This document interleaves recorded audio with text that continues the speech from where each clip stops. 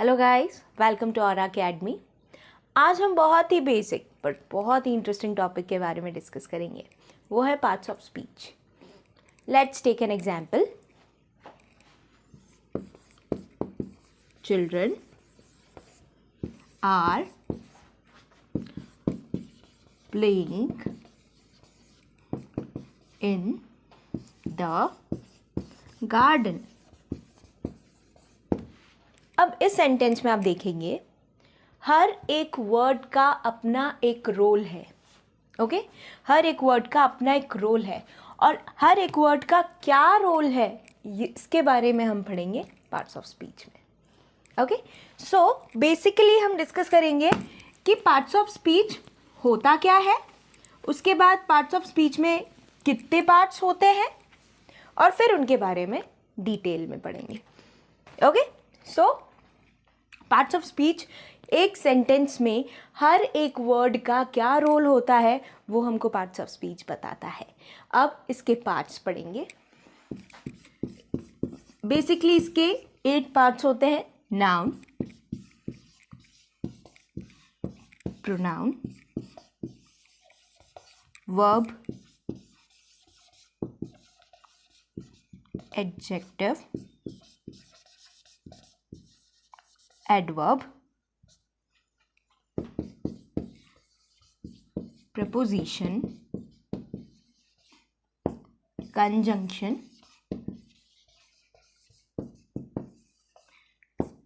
और interjection।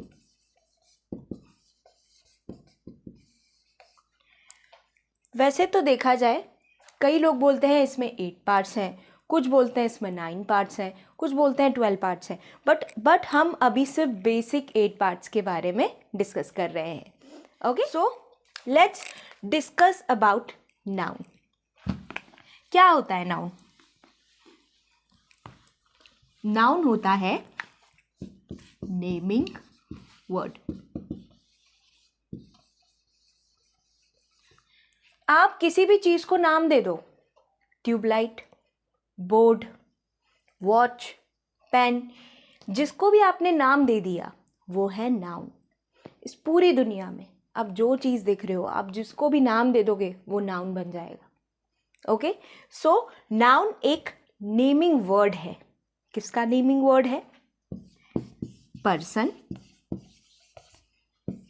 मतलब व्यक्ति, प्लेस मतलब जगह, स्थान, और थर्ड है थिंग और आइडिया मतलब वस्तु। मतलब हम ये बोल सकते हैं नाउन मतलब संज्ञा। Noun is a naming word of person, place, thing और आइडिया।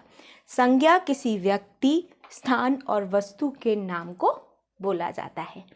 ओके, सो पर्सन में कौन कौन से पर्सन आ सकते हैं? किसी का नाम हो सकता है पर्सन,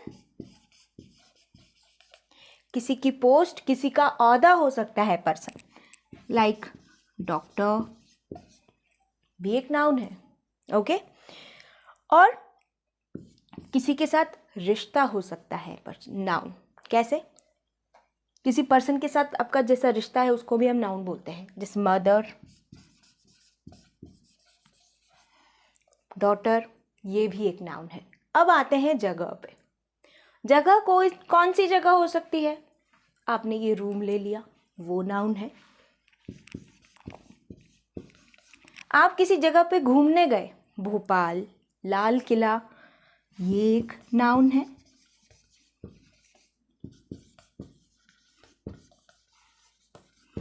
इसके बाद आता है थिंग और आइडिया। थिंग टेंजिबल भी हो सकती है और आइडिया मतलब इनटेंजिबल। टेंजिबल मतलब क्या?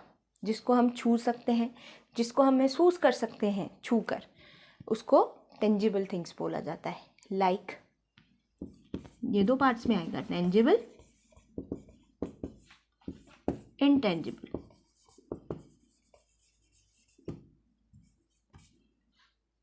टेंजिबल में आएगा जिसको हम छू सकते हैं, पेन, पेंसिल, कोई सी भी चीज़ जिसको हम छू सकते हैं, देख सकते हैं, ठीक है। और इनटेंजिबल में वो चीज़ आएगी जैसे आइडिया, जॉय, लव। इनको हम छू नहीं सकते, इनको हम देख नहीं सकते, पर इनको हम महसूस कर सकते हैं, तो ये भी नाउन होता है। अंडरस्टूड? क्लियर? ग्रेट। अब हम, आप चाहें तो इसे नोट डाउन कर सकते हैं। नेक्स्ट पार्ट आता है, स्पीच का नेक्स्ट पार्ट आता है प्रोनाउन, जिसको हिंदी में बोला जाता है सर्वनाम। पहले हम हिंदी में बोलने की कोशिश करते हैं, हिंदी में समझने की कोशिश करते हैं कि सर्वनाम किसको बोला जाता है।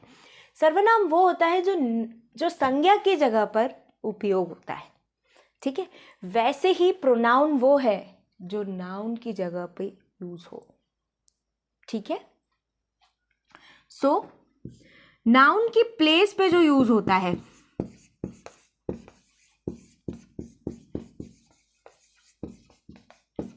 वो है प्रोनाउन। यहां पे जैसे मैं फॉर एग्जाम्पल लेती हूं,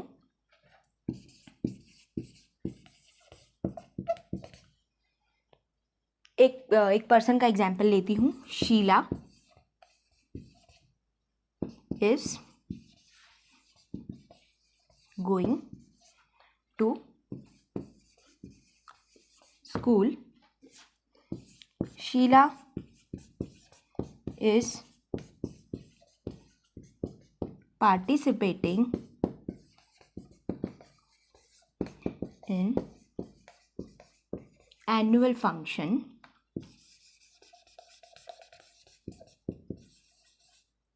and for this reason Sheila is going regularly।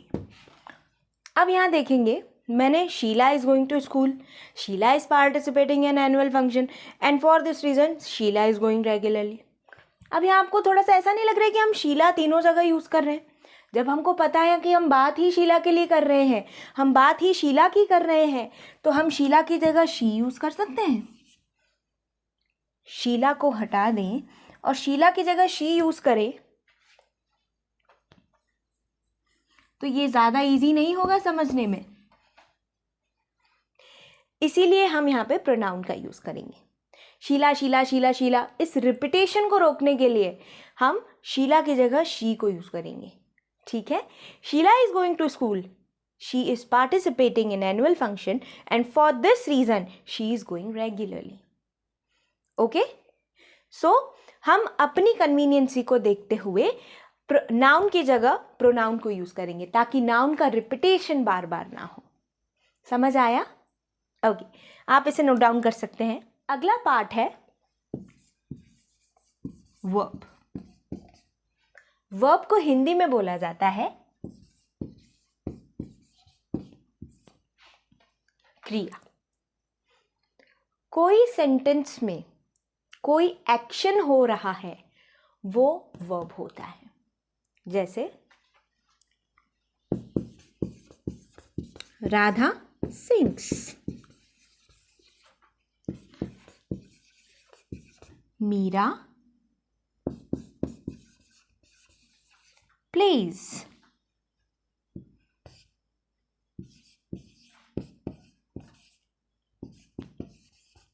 he is taking tea। तो यहां पे आप देखेंगे जो भी एक्शन परफॉर्म हो रहा है, जो राधा क्या कर रही है, राधा क्या एक्शन परफॉर्म कर रही है, गाने का परफॉर्म कर रही है। राधा सिंग्स, तो सिंग क्या है, वर्ब। मीरा प्लेस, मीरा क्या कर रही है, कौन सा एक्शन परफॉर्म कर रही है, खेलने का एक्शन परफॉर्म कर रही है। मीरा खेलती है। ही इज टेकिंग टी, वो कौन सा एक्शन परफॉर्म कर रहा है? वो चाय पी रहा है, चाय ले रहा है। ओके, तो यहाँ पे एक्शन वर्ब क्या है? Taking tea. ओके, इसके बारे में और हम थोड़ा सा पढ़ेंगे वर्ब के बारे में। वर्ब मेनली दो प्रकार के होते हैं, एक्शनल वर्ब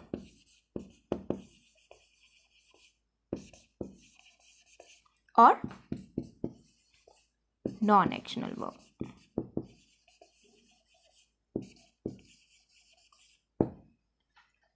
ये जो वर्ब है ये सारी एक्शनल वर्ब है। ओके, और जो नॉन एक्शनल वर्ब है वो है टू लव। ओके, ये हो गया नॉन एक्शनल, जिसमें कोई भी फिजिकल एक्शन इन्वॉल्व नहीं हो। ओके, तो ये है वर्ब, आप इसे नोट डाउन कर सकते हैं। है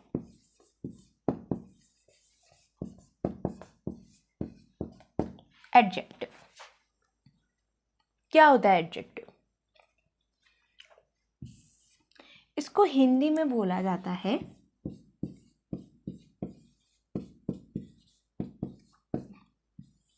विशेषण, जो संज्ञा के बारे में बताए, जो संज्ञा की विशेषता बताए, मतलब जो नाउन को डिस्क्राइब करे, वो है एडजेक्टिव। ओके, सो एडजेक्टिव क्या है? डिस्क्राइब्स अबाउट नाउन, नाउन के बारे में, संज्ञा के बारे में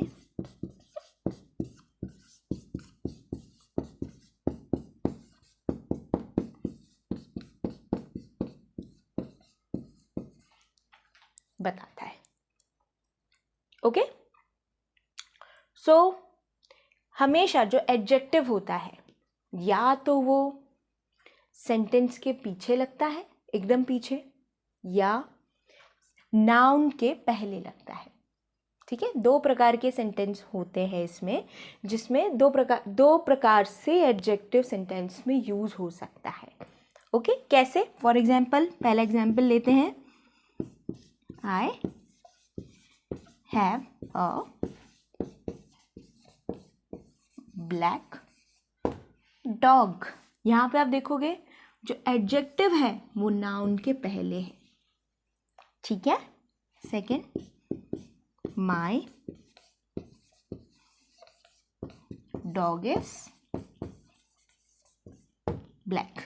यहाँ आप देखेंगे एडजेक्टिव आया सेंटेंस के आखिरी में। ओके, सो दो प्रकार से एडजेक्टिव यूज होता है, एक नाउन के पहले, एक सेंटेंस के आखिरी में। अंडरस्टूड? आई होप आपको समझ आया होगा, आप इसे नोट डाउन। नेक्स्ट पार्ट है एडवर्ब।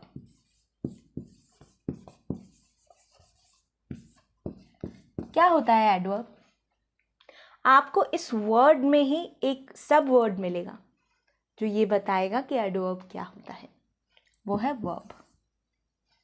सो जैसे एडजेक्टिव नाउन के बारे में डिस्क्राइब करता है, नाउन के बारे में बताता है, वैसे ही एडवर्ब वर्ब के बारे में बताता है, और इसी के साथ साथ वो एडजेक्टिव और एक अनादर एडवर्ब के बारे में भी बताता है।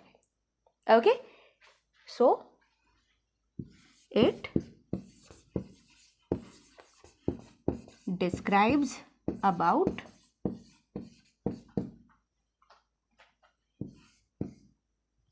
verb, adjective and another adverb। जो एडवर्ब होता है वो सेंटेंस की बिगनिंग में, मतलब शुरुआत में, मिडिल में मतलब बीच में, और एंड में मतलब आखिरी में, तीनों जगह कहीं भी यूज हो सकता है। ओके, और एक से ज़्यादा एडवर्ब किसी सेंटेंस में यूज हो सकते हैं। ओके, वैसे आप देख सकते हो कि जनरली आप एडवर्ब को पहचानते हो जहाँ वर्ड में आखिरी में ly होता है, ओके। बट इसके साथ साथ उसकी कुछ और विशेषताएं हैं जिससे आप पहचान सकते हो कि यह एडवर्ब है, okay. For example,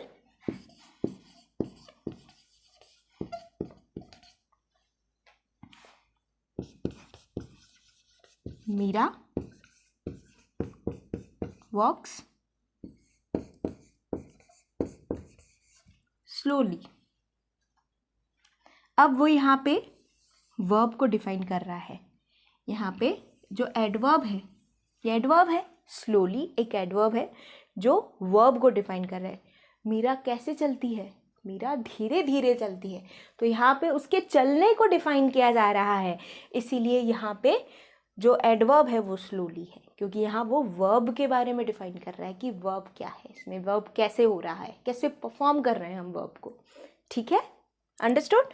second,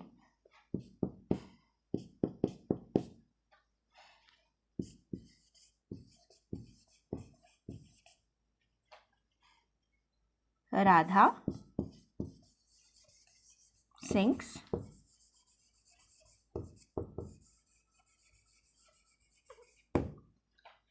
beautifully.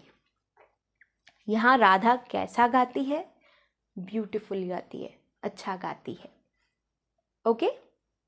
सो यहाँ पे भी हम वर्ब को डिफाइन कर रहे हैं, इसीलिए ये एडवर्ब है, ओके। आई होप आपको समझ आया होगा, आप इसे नोट डाउन कर सकते हैं, ओके गाइस। अब आगे बढ़ने से पहले, बाकी के पार्ट्स की तरफ बढ़ने से पहले, मैं आपको सेंटेंस, फ्रेज, क्लॉज इसके बारे में कुछ बताना चाहती हूँ, ओके। सो सबसे पहले हम देखते हैं पार्ट्स ऑफ स्पीच में जो स्पीच का मतलब होता है वो होता है सेंटेंस। सेंटेंस मतलब पार्ट्स ऑफ सेंटेंस। हम जितने भी पार्ट्स पढ़ रहे हैं वो सेंटेंस के पार्ट्स पढ़ रहे हैं। सेंटेंस में जो जो वर्ड्स हैं उनका क्या रोल है इसके बारे में पढ़ रहे हैं। और सेंटेंस के इसके अलावा दो और पार्ट होते हैं, वो है फ्रेज और क्लॉज। ठीक है, इसके और बेसिक में जाते हैं कि हमने अपनी वर्ड लर्निंग या लर्निंग की शुरुआत की थी अल्फ़ाबेट से। A to Z पहले हमने अल्फ़ाबेट सीखे, लाइक अनाराम। ठीक है, इन अल्फ़ाबेट से मिलकर क्या बने? वर्ड्स बने, शब्द बने, लाइक डू,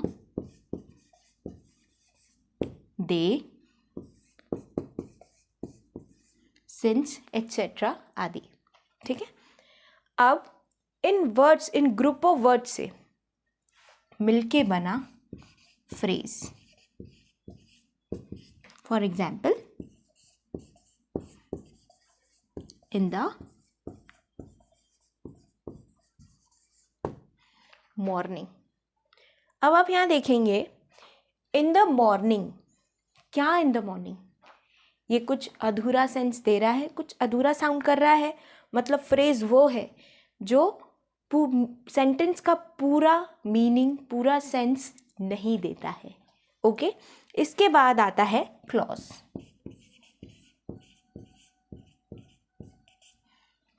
ठीक है, क्लॉज है वो पार्ट ऑफ सेंटेंस जो पूरा मीनिंग देते भी हैं और पूरा मीनिंग नहीं भी देते हैं। ये डिपेंड करता है क्लॉज का टाइप कौन सा है। ठीक है, इंडिपेंडेंट क्लॉज है कि डिपेंडेंट क्लॉज है। ठीक, और अब इसको हम और अच्छे से समझेंगे एक एग्जाम्पल के थ्रू।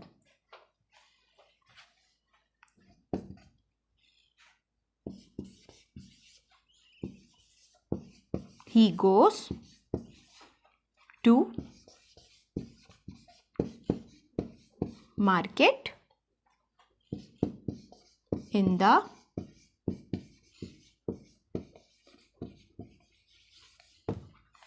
मॉर्निंग। ओके, अब इस सेंटेंस में जैसे कि मैंने बताया कि सेंटेंस के दो पार्ट्स होते हैं, दो और पार्ट्स होते हैं क्लॉज और फ्रेज, वो हम इस पे फाइंड आउट करने की कोशिश करेंगे। आप यहाँ देखेंगे कि ही गोज, ये एक क्लॉज है, और इन द मॉर्निंग ये एक फ्रेज है। ठीक है, अब यहाँ देखते हैं इसको क्लॉज क्यों बोलते हैं और इसको फ्रेज क्यों बोलते हैं।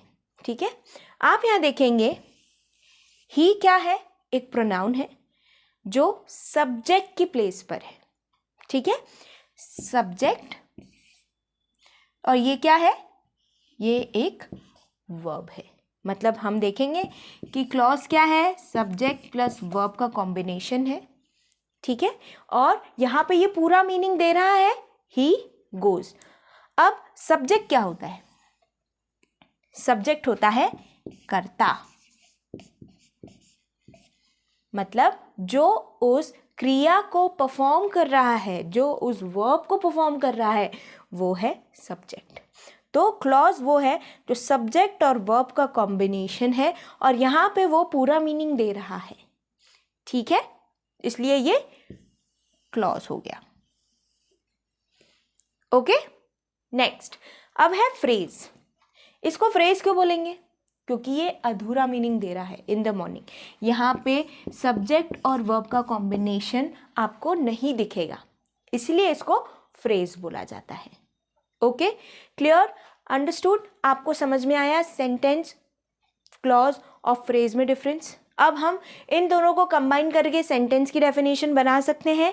तो सेंटेंस क्या होता है, सेंटेंस होता है ग्रुप ऑफ वर्ड्स जिसका कुछ मीनिंग हो और जो सब्जेक्ट और वर्ब का कॉम्बिनेशन हो।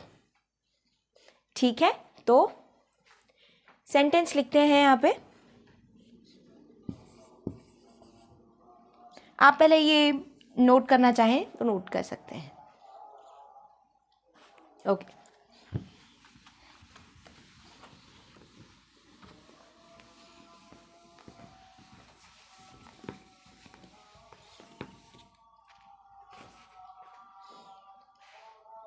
योगी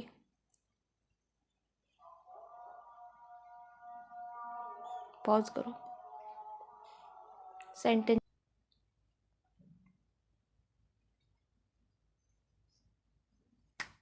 सो सेंटेंस क्या होता है,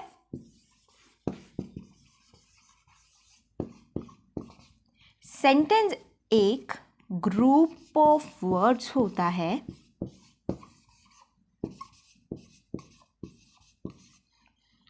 जिसमें सब्जेक्ट और वर्ब का कॉम्बिनेशन होता है और वो कोई मीनिंगफुल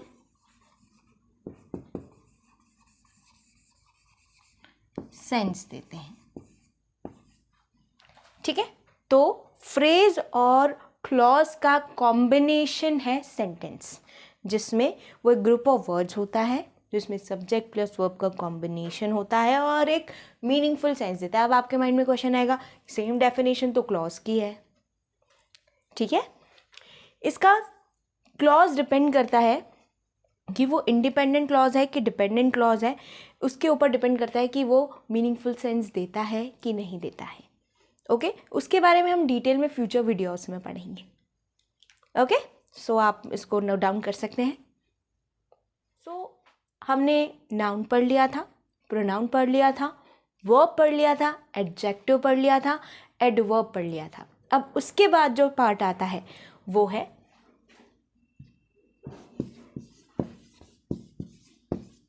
प्रेपोजिशन। ठीक है, प्रेपोजिशन होता है किसी noun, pronoun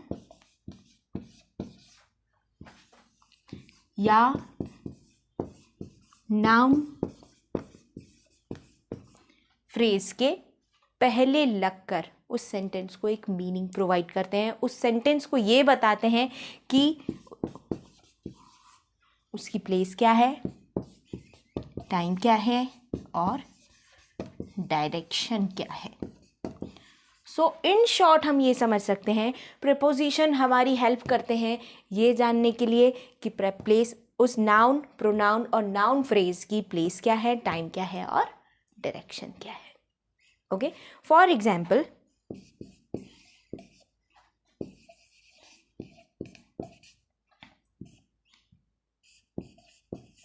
the cat is sitting on the table. अब यहाँ जो on है वो preposition है. ठीक है, ये आपकी noun की क्या बता रहा है, प्लेस बता रहा है कि वो कहाँ बैठी है, टेबल पे बैठी है. ठीक है, ये किसी नाउन के आगे लगा हुआ है. ठीक है, और किसी नाउन के बारे में बता रहा है, उसकी प्लेस डिफाइन कर रहा है कि वो नाउन कहाँ पे बैठा है. ठीक है, अंडरस्टूड. नेक्स्ट एग्जाम्पल लेते हैं.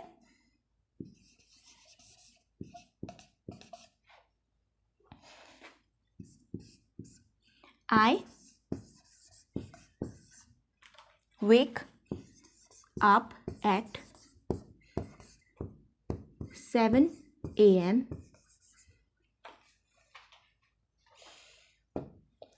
ठीक है, अब वो मैं कब उठता हूँ, मॉर्निंग में उठता हूँ.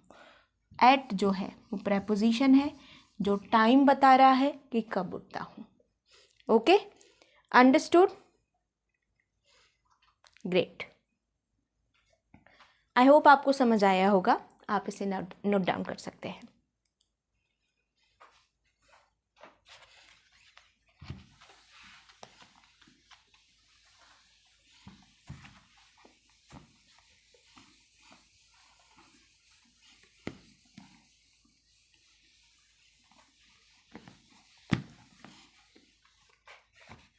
अब इसमें एक टर्म आई थी नाउन फ्रेज.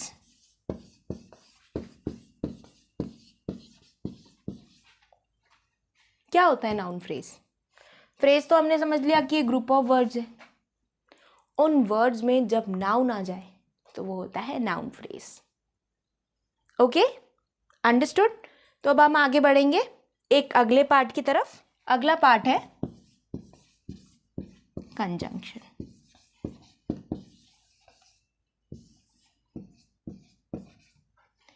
कंजंक्शन एक ऐसा वर्ड है जो किसी वर्ड, फ्रेज और सेंटेंस को जोड़ता है. ठीक है, उसको बोला जाता है कंजंक्शन. कंजंक्शन होते हैं मेनली एंड, और, बट, एटसेट्रा. ठीक है, ये होते हैं कंजंक्शन जो किसी वर्ड, फ्रेज और सेंटेंस को जोड़ने में हमारी हेल्प करता है. फॉर एग्जाम्पल,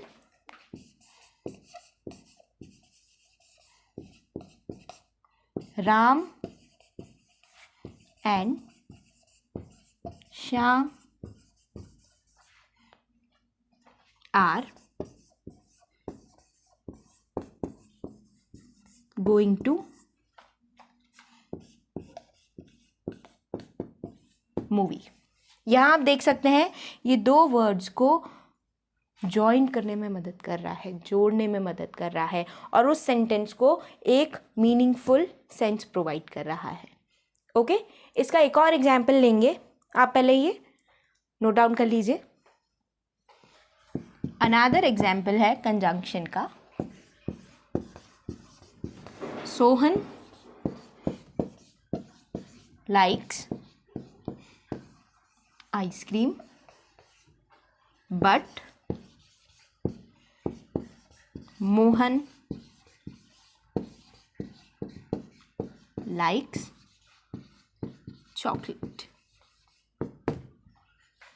ओके, यहाँ पे हम देखेंगे कि जो बट है वो दो डिफरेंट सेंटेंसेस को जोड़ रहा है और यहाँ पे कॉन्ट्रडिक्शन भी शो हो रहा है। जहाँ पे भी कॉन्ट्रडिक्शन होता है वहाँ पे बट कंजंक्शन यूज़ होता है।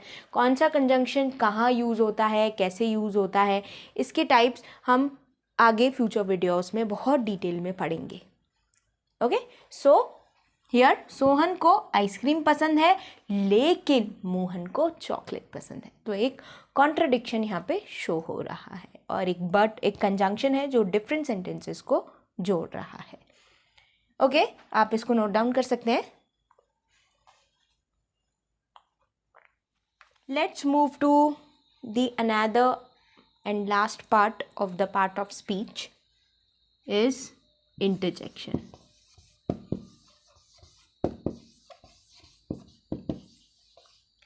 क्या होता है इंटरजेक्शन? इंटरजेक्शन किसी भी स्पीच में एक कलर, एक इमोशन ऐड कर लेता है ना। जब आप अपनी सडन इमोशंस शो करते हैं, ओह what is happening here, oh my god, जब आप ऐसे वर्ड यूज़ करते हो तो वो इंटरजेक्शंस होते हैं जो हमारे इमोशंस, हमारी सडन फीलिंग्स को शो करते हैं, उनको बोला जाता है interjection. Okay, so describes about sudden feelings.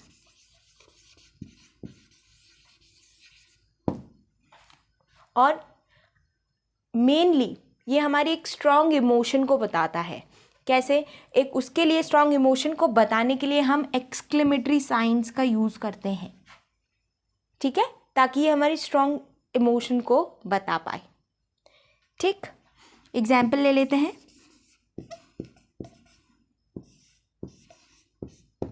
O India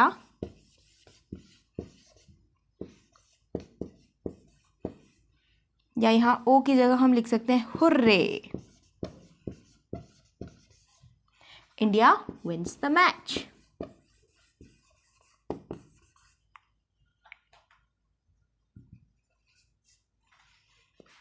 okay, so ये है इंटरजेक्शन।